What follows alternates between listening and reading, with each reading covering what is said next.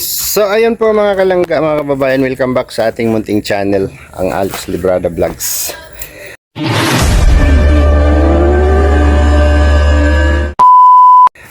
Ay, mainit na naman ang panahon sa Camarines Norte at mamaya-maya uulan na naman ulit, no? So, ayan na po yung itsura ng ating backyard, no? Wala na siya. Yung mga saging natin na naglalakihan ng mga nakaraan ay natibag na, no? Natibag na siya. So, grabe yung itsura ng aking bahay kubo, oh. Para lang siyang nakapatong. So, nandito ano muna, backyard, oh. Ayan yung nangyari dito, no? Tapos yung mga saging na saba nagtumbahan, may mga punong natumba, no? So unti-unti na rin silang naka-recover. Ayan yung mga saging na saba dyan sa ano, ito right of way kasi ito, no? Kalsada po ito papunta doon. Tapos ito isang lote katabi ng bahay, isang lote, pangalawang lote yung may ano, itong may mga saging pa, no? So yun, sa kasawiang palad tumba yung mga puno natin doon kay Pastor Dong Hendre. Talagang marami rin pong napinsala dyan, no? So nandun na sila ni Pastor, oh, nakatira sa bahay na yan. So wala na siyang kapurma-purma kasi yung mga ano, hindi tayo nakaharvest ng maganda kasi maaga siyang natumba. So ito na siya, nagsasaha na yung mga saging natin, no? Mga napinsala yung puno, oh, tumba. So marami pa rin tayong magugulay katulad ditong saluyot, no? Kung sino mga paborite na gustong nang magugulay, nung nagugulay lagi ng saluyot, no? Si Maring Asel, no? Mahilig dito sa saluyot na to. Ito sinaboy ko lang to dito, no? Tapos wala na yung mga saging natin, ha? Hindi ko na siya naasikaso yung mga saging, hindi ko na siya naasikaso kasi ang gagawin ko dito, magtira lang ako ng isang puno, isa o dalawa. Papatayin ko na yung mga sumusunod para mamayagpag tong mga puno na natira, no? At sayang din ito, mamumunga pa rin ito, no? Katulad niyan, naubos yung dahon. Yan, ang laking buwig niyan, no? Ayan, naubos yung dahon. So hindi na tayo makakakita ng malusog na saging dyan kapag wala na siyang dahon. Nag-iisa na lang yung dahon niya, oh. Yan, nag-iisa na lang. Tapos ito, meron pang isa dito. Yan. Yan, oh, wala na rin siyang dahon, oh. Wala na rin siyang dahon. Pero mga pakinabangan pa rin yan, no? Tapos yung ano dito ni ay grabe, malaki na yung marang tinanim ko dito, oh. Hindi sila relate sa marang dito, no? So ano, yung sigarilyas na Glyza, ang dami, no? Tapos dito yung papaya ko na natumba doon, nakapagpatubo tayo, nakatanim na ako ulit, dalawa, no? So ito na yung harap ng bahay, wala na yung kubo, no?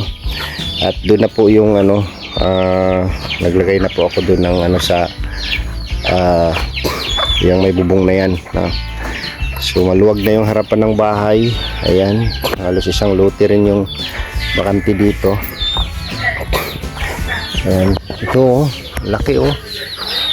O dalawang buwig na lang yung natira sa saging na lakatan kasi natumba lahat, no? Bali 12 puno yun na namunga. O ito na lang natira. Ayan. So yung mga saha dito sa nakahilira sa bahay, ayan na siya. Binilid ko na dyan, no? Nilira ko na. Tapos ito tatanggalin ko ito pag na limbawang namunga yan kasi tabing bahay kasi, no? Tatanggalin ko yan. Tapos i-clear ko yung gilid ng bahay para makita, no? Yung puno ng guyabano, oh, sa tabi ng bahay. Tapos dito may marang ako dito, malaki na rin yung puno niya. Yan, oh, malaki na rin yung puno ng marang, oh.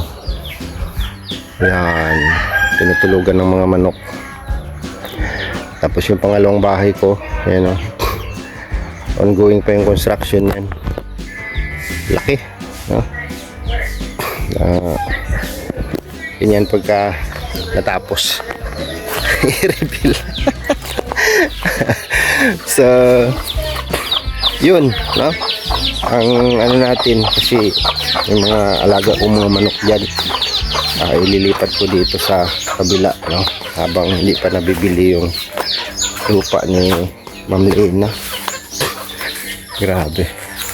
Tapos yung ito, nabili na rin ito, no? Ayan, may bahay na siya, oh. Hindi nila natapos, pinabayaan na. At least nakabubong naman sila, no? Nakabubong sila. Tapos meron silang puso dito, oh. Yan. So yung nakahilirap papunta doon, yung mga tinataniman ko na yan, ayan, dami mga saging yan, oh. Diba? Dami mga saging.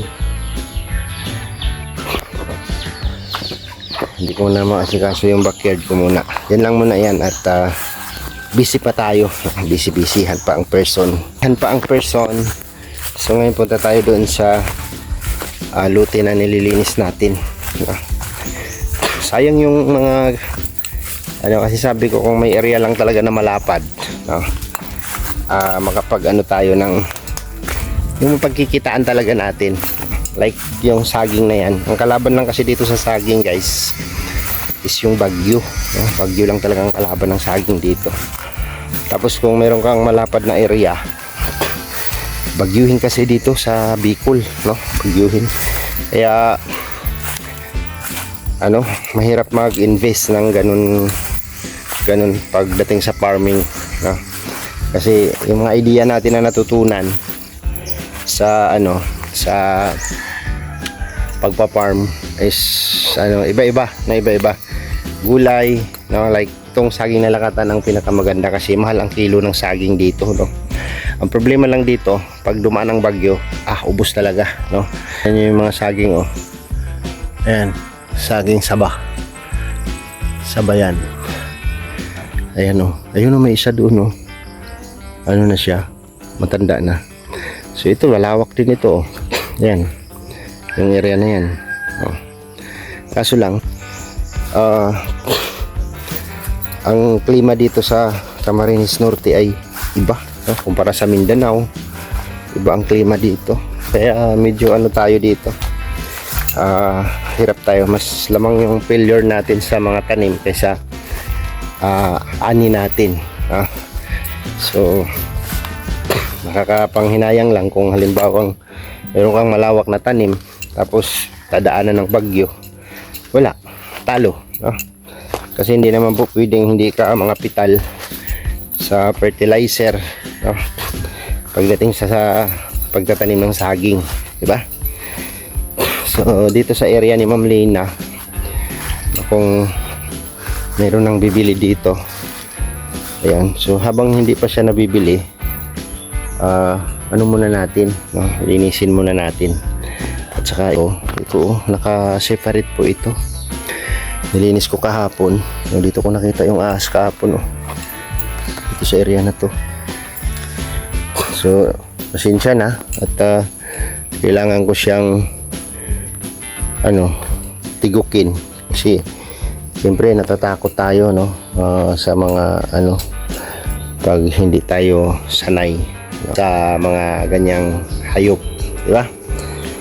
So dito minalas ako dito kahapon kasi nadakot ko yung alingatong dyan. Ang sakit ng tainga ko at saka yung kamay, no?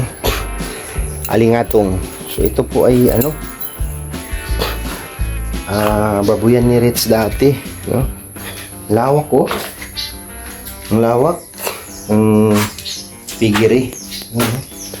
So tingnan nyo, di ba?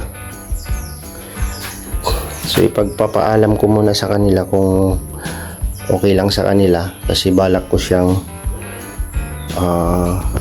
balak ko mag-try ng ano, no? Yung hito farming, no? Hito. Yan natin kung maganda ba ang market ng hito at saka yung crayfish, no? Crayfish, no? Magandang area dito kasi meron siyang mga naka-ano na, i-develop na lang, napagagandahin na lang natin. Ano na siya, parang concrete pan na siya, no? Parang okay na siya, kunting ano na lang, ayos, oh.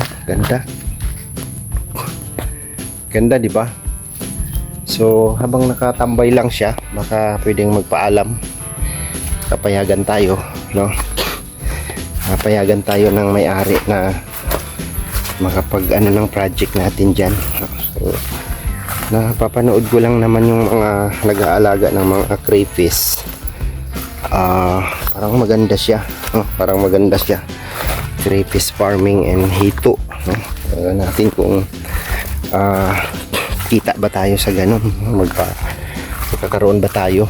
So itong area na to napakatibay po mga kalangga, kasi grabe po yung bakod, oh. Ayan, di size po na hollow block ang gamit dito, no?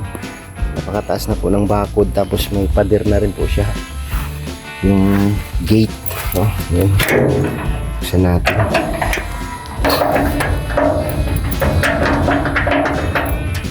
Ayaw mo buksan. So ayan, grabe, ilang araw na rin po kami nag-aawan dito, no? So halos ano na siya, halos tapos na rin siya, kaso lang hindi lang natin clear out yung mga damo kasi panay ulan, no? Panay ulan. So ayan, no? Hindi masyado natutuyo yung damo kasi panay ulan. So malinis na siya. Yung bahay dito is yan, wala na.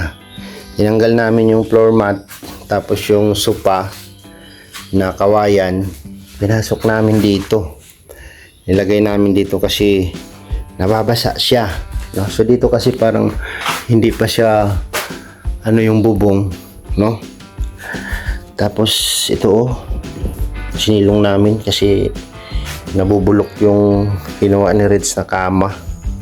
Sayang naman, no? Kung hindi natin maagapan, parang okay pa naman siya, no? Pag natuyo-tuyo tong sahig, medyo okay pa naman siya, oh. Kasi yung mga bamboo seat, sayang, no? Sayang po yung mga bamboo seat. Ayan, oh. Nilagay namin dito sa hindi matuluan. Ang gulat ko dito, guys, kasi nung naglinis kami, nung unang linis, walang kuryente dito. Walang kuryente. Ayan, binuksan po namin to, Reds, ha, kasi yung anay doon sa loob nagbahay na, no?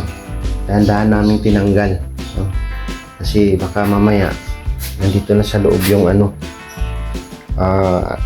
maano natin, ma-clear din natin. Wala namang mga importanteng gamit dito si Reds, na kuha na yata nila, no? Wala na yata, oh, nila galon, electric pan, tapos yung nila nandito pa, no? Pinasok ko to, Reds, dito kami dumaan, no? Pinadaan ko yung bata dito, oh, sa may butas, kasi sinicheck namin, no, kung baga pwede nating matanggal yung mga nagbabahay na anay. Ayan, oh, ayan, kakainin nila yung kahoy na yan. Ito, oh, ito pa naman sa kurente, pambihira yan. Ayan, oh. So bungkalin ko yan, mabili ng pang-spray lang ng ano, pang-spray sa anay. Sino kung maganda yan, sino mo nakakaalam na, kasi kuryente po yan, binahayan na ng anay yung loob. Kaya kung mapapanood mo to, Reds, pinasok namin to kasi na ano ako dito sa mga anay na makyat na dito sa taas, no? Tapos parang putol na to nung nakaraan, walang power to. Ngayon may ilaw na paano nagkailaw to? Nagkailaw. So nung unang linis namin dito, Reds, pinasok na namin to dito kasi chinik ko yung mga binahayan ng mga anay, no? May mga tinanggal na rin ako dyan. Tapos nung kahapon, karang araw, nagulat ako, umilaw yung ilaw na yan. Paano nangyari, no? So kinakabahan pa naman ako dito sa linya kasi dinadaanan na ng tubig ini, oh. Ito, bulok na. Ayan, oh, butas na siya. Tapos may saksakan din, eh. May saksakan din, eh, oh. Delikado. Ayan, oh, Reds, grabe, makit na yung anay, no? Bubungkalin ko yan. Tapos ano ko ba yan? yung may pang-spray dyan na ano pa tawag doon, paki-comment nyo po dyan kung may alam kayo. Pag bungkal, isprayhan lang siya para matanggal sila dyan kasi kakainin nila yung kahoy, palaki ng palaki yung bahay ng anay. So katulad nito, nandito na sila yan, grabe yan. So pagka nag-okasyon kami ulit, dito kami maglilinis, tanggalin namin lahat yan. Yung ito anay yan yan dami yan, grabe, ang lupit ng anay pag bumanat, no? So ano kayang maganda dito? Ang sabi ng kumpare ko na dyan sa kapitbahay ko, mayroon silang inayos na mga kwentador nung nakaraan. Tapos yung isa doon na hindi naman siya nagbabayad, naman daw siya yung nawala ng kuryente. Tapos ito nagkailaw, no? Nagkailaw dito. So meron akong kinakabahan ako dun sa mga dinadaluyan ng tubig, yung saksakan dun baka mabasa. Lilian, asan kaya ang ito, nakita ko na, breaker. Ibababa natin para walang power, tama ba? Bababa natin yung breaker para walang power, so wala na siya. Hindi na siya umiilaw. Yung pala yun, kasi naalala ko yung dito, baka pag lumakas ng ulan tumutulo, yan butas na yan lahat, tapos dadaloy dito, saksakan yan, punta dito sa makina ng tubig, pag naayos yan dyan, at tanggalin ko muna yung mga bulok-bulok na yan, tapos maayos natin bubong kasi bulok na yung mga kahoy. Kinain na ng anay. Kinain na ng anay yan. Grabe. Tapos baka pwede ko siyang ipabalik yung kuryente para magamit natin yung tubig, Reds, baka pwede natin ibalik yung makina. Baka pwede natin ibalik yung makina, sayang, para magamit yung tubig, baka masira yung makina, ka-stuck lang dyan, So yun, grabe na kasi napabayaan.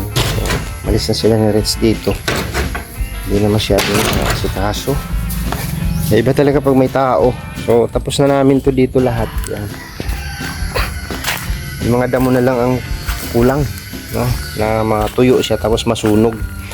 Kasi kung hakutin ko doon sa labas, tatambak yan doon sa labas, tatambak doon sa labas yan.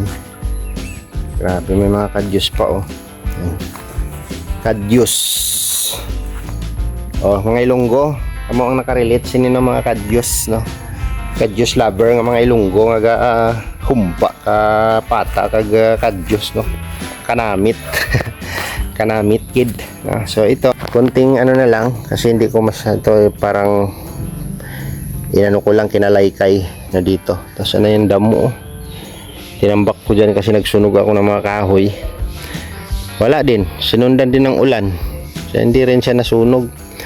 So balak ko yan ikalat kasi kayo mainit pag natuyo siya, madali lang siya sunugin, kahit mga 3 araw lang sana na na init, makuha natin lahat ng damo. Tapos yung sagingan, binawasan ko siya, kasi hindi siya masyado maganda. Yan, nilinis ko na siya. Tanggalan ko na lang ng mga tuyo-tuyo yan dyan sa taas para mamayagpag yung saba. Sayang din, Ayan po yung kabuuan, lawak po nito. Ayan, mula doon sa gate papunta dyan sa bahay, ayan, papunta dito, paikot, paikot dito. Kasama po yung may bubong na yan, kasama po yan dyan, nakaseparate lang yan siya. Ginawa ni Rich na pigiri dyan, pwede natin magamit, hindi naman siya baboy. Bala ko siyang alagaan ng hito, hito or crayfish ba yun? Crayfish. Parang gusto siyang gawin, no? Mapagkikitaan natin yung ganun. Creepy's farming, no? Ang ganda. So habang hindi pa nabibili, linisin muna natin, i-clear out ko to lahat. No, lahat ng mga ano dito, clear natin para maganda siyang tingnan. So ganun po siya kalawak, no? Hindi ko lang alam ang kabuuang sukat nito. No, basta ano po ito, binibenta po ito ni Ma'am Lena, no? For sale po ito. Sana may makabili na para matapos na din yung problema ni Ma'am Lena. So yung paglilinis po namin dito guys ay voluntary po ito, no? Voluntary po ito na ako po ang nagsabi kay Ma'am Lena na i-maintain, linisin, no? Kasi isa rin po si Ma'am Lena na napag-utangan natin ng loob, no? Isa rin po sa tumutulong din po sa atin noon at siyempre kung pasalamatan sa mga naitulong niya sa atin, no? Malaki rin po ang naitulong ni Ma'am Lena sa akin simula nung nandito tayo sa Dait, di ba? So yun, yung bagay na yun, napakasimple lang naman ito, no? Ano lang natin yung pagod natin, pero wala tayong ano doon kasi ito, yung area na to, no? Kapag pinabayaan lang, lalong lalagpas yung damo dito. So lalo ding masisira yung bahay, sayang naman. So i-prevent ko lang dyan, tanggal yung mga anay-anay dyan na nagbahay na sa loob para mabilhan sana ng yung pang spray sa anay. Tanggalin mo na yung bahay niya tapos sprayhan para hindi na sila aakyat dyan, tapos linisin. Kasi yung mga umpisa nila dyan, galing lang sa mga simento, yan, gagawa sila ng daanan. Tapos makakabuo na sila ng bahay doon sa mga kahoy-kahoy, pastilan. Anay talaga, napisti rin pala talaga ng anay. So yun, kailangan malinis ang area, ma-clear out natin lahat ito para magandang tingnan, no? Sa mga gusto pong mag-invest ng lupa, dito luti lang to siya, hindi to siya yung malawak na lupa talaga, pero naka-secured, no? Nakabakod na lahat. Ayan, napakatibay na bakod, no? Napaka po niyan, concretong bakod po yan, no? Tapos yung area, ito yung area niya, lot area, no? Ayan, napaka lawak. So naka-secured na po yung lote, no? Naka-secured na po siya. Ayan, oh. Tingnan nyo po yan, oh. Anay po yan, yung guhit na yan. Papunta yan dun sa kahoy. Kasi hindi naman po nila nakakain yung simento. Andyan sila sa tinutumbok nila yung mga kahoy-kahoy dito pa, oh. Hindi ko pa nalinis to dito. So linis na siya. Bunot na yung mga damo, kunti na lang. Ito na lang yung natira, mga tira-tira doon. I-clear out ko yan dyan. So mayroon nakikitang mga alingatong dito. Alingatong, di ba? Ang sakit niyan pagka nasagi mo or nahawakan ko punto. Alingatong po yan. Isa, dalawa doon, no? Yung katabi ng niyog. Yan. Ang dami. Ayan, no? Malaki na, oh. So konting pag-iingat yan mamaya paglinis ko kasi pagwakan mo yan, para kang kinurinti, no? Mga manhid, tapos masakit siyang pisilin, masakit kamutin pagka nadali ka ng alingatong. So yan, konting linis-linis na lang. Kapag uminit, masusunog na namin yung mga damo. Mas magandang masunog itong mga damo para hindi na siya doon mapunta sa labas, no? Tatambak siya doon sa labas, pangit tingnan sa daanan. Alright.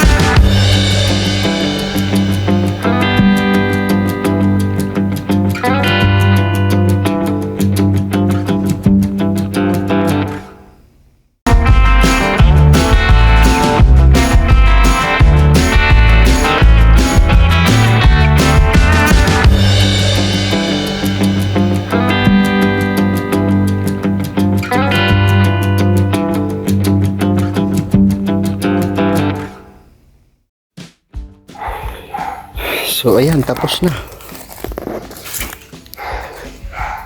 Dali ko na yung ang daming alingatong. Grabe oh. Ito yung posibleng tirahan ng ahas, guys, no. Tinambak na mga buko. Pero wala, negative. Kasi nakabakod yung area. No. So tapos na siya. Nakaabot na kami dito sa pinakadulo. Pinakadulo ng pader. No. Yan oh. Malaking bahay rin yan dyan, oh. So kapiraso na lang, kapiraso na lang, ayan na lang, oh. Yung ang kinuha lang kasi namin dyan yung matataas. So ang ginagawa po kasi namin is bunot talaga siya, bunot, no, hindi ho yung tabas tulad nito, oh. Bunot talaga siya. Yan, ang linis, ang linis ng pagkakaawan, no. Malnourished yung senyoritang saging, oh. Malnourished. Grabe. Sarap pakiramdam na yung todo pawis talaga, no. Grabe, naghubad na ako ng damit kasi grabe ang pawis talagang. Tagaktak talaga ang pawis, no. Grabe. So simula umaga hanggang alas 11, no. Pag ginanahan kasi ako, parang ayaw kong tumigil, no. Ayan, no. Ang linis na ng ating nagawa. So kapag uminit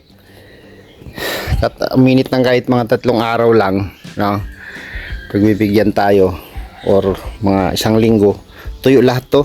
Tuyo lahat, madaling sunugin, no, madaling sunugin siya. So clear na, mga 1 dasmag na lang yan, yung kapiraso na yan, hanggang dyan, gitna natira, no? So yan kasi yung pinakamahirap, kasi yung matitigas na damo yan. Tapos clearing na lang, clearing, no, sa damo na nabunot.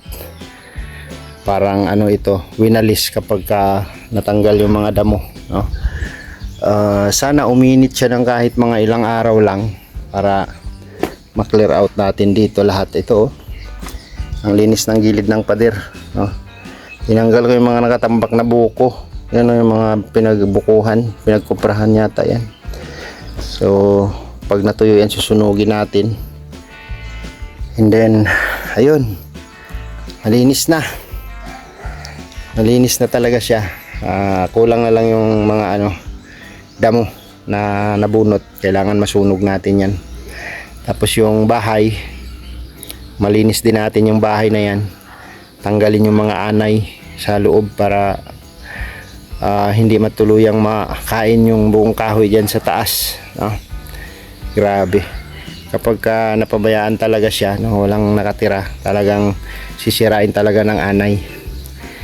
Kasi hindi maagapan, no? So yun, hanggang dito na muna yung vlog. Maraming salamat po sa inyong suporta, mga kalangga, sa aking mga ginagawa sa araw-araw. Salamat po and God bless. Ingat po tayong lahat, mga kalangga. Bye bye po. Bye bye.